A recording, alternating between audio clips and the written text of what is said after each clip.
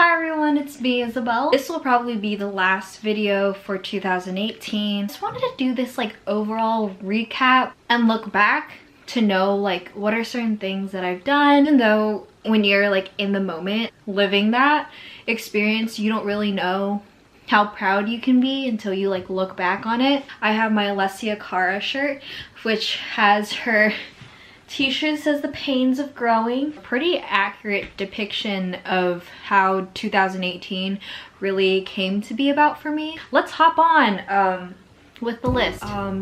2018 started with winter break. It was the end of my first semester in Pace University. I came back and my winter break was this kind of realization of how happy I am with my family and my friends. They know me, like they really know me to the back of my hand. When I was in IVSH, who I am now, I'd still give them updates. That was the highlight, meeting friends, coming back from my first semester of university from New York City to going back to Taiwan, a beautiful, loving little island. In the first part of 2018 was film my audition videos because I wanted to get into performing arts school, and I auditioned.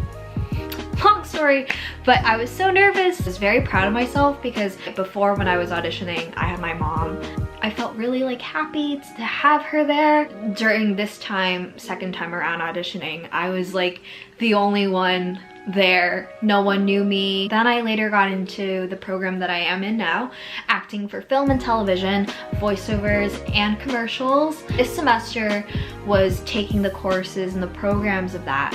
What I love about it so much is that it really digs into learning more about who we are as people, to be more informed within ourselves, because that's how you're able to be more informed, trying to understand the character that you're going to play. 2018 was also this time where I found out what I was going to study and realizing that it was the right path for me. Another proud moment was being casted in a show or like a workshop. It was written and directed by my friend now, Michelle Chan. It talks about like the story of a woman of color, to observe like her interactions with her family, being in like this cultural difference and trying to understand who she is as a person. I haven't auditioned or performed in such a long time, ever since sophomore of high school. I think what makes me so happy about it is that I wouldn't want my acting debut to be any other kind of show except for this one. This was a play that I really wanted to have like their story be told, being like this multicultural kid of like trying to know like the generational differences, cultural differences. It was a beautiful message. The work that I would love to do more of in the future. Coming back from my winter break, I established this want to be more involved with school activities and also people, because I felt like I wasn't really social as I wanted to be. I signed up for this leadership excursion trip that our school offered. I met some people that I really do care about, and these are people that, hi Dad. Sorry. It really made me realize that I was able to find people that really cared about me and I really cared about them. I really had this kind of perception that people were establishing superficial connections with I didn't want to be friends with, and that's kind of why I wasn't social enough. Meeting these people in my leadership excursion trip were like, oh my god, it was just such a... Even in my Women's Leadership Initiative program, where we meet a bunch of amazing, strong women, like these are the people that I've met that are still friends with me and like I'm still close with, and I still will go out to meet with, grab a meal or watch a show together. 2018 was such a beautiful moment of like knowing that there are people that actually really care about you, even though like the college like kind of friendship atmosphere is different from like my high school friendship atmosphere. These people I grew up with ever since I was small, and then these people are like I've just met within like a short period of time. But I love them so much, and it's like a different kind of love, but it's still love.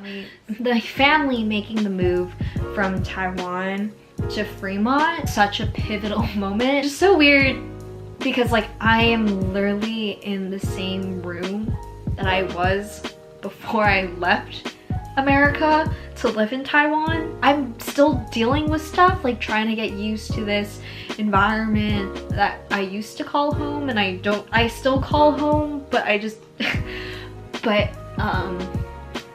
like I would say there's so many parts of being grateful of, and also so many parts of getting used to. Really allowed me to realize what it's like to be living here now, being without my extended family or without my friends, like my close friends. Yeah, like that's a big moment. I think main things that I really learned, there's so many things that I've learned in 2018, really key themes that I've known. Everything that I do and the choices that I make are what impact me. It's not like the outside influences of, oh, this person did that and like I was forced to make this decision. Largely everything is like my choice of what happens. Such a scary thing, but also like a liberating thing. Instead, realizing that you're the one who's in control of your own life and you're able to decide what happens to you. When I was auditioning alone and without my mom there and without my friends, I was like I really am like doing this alone.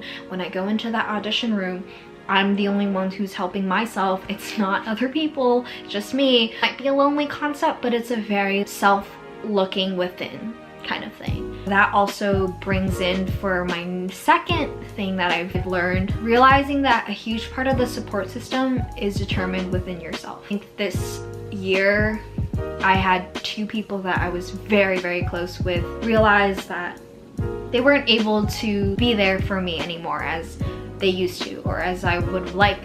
As much as it feels like it's a sad thing, it really allowed me to realize people really can make the choice of whether they want to choose to stay or leave.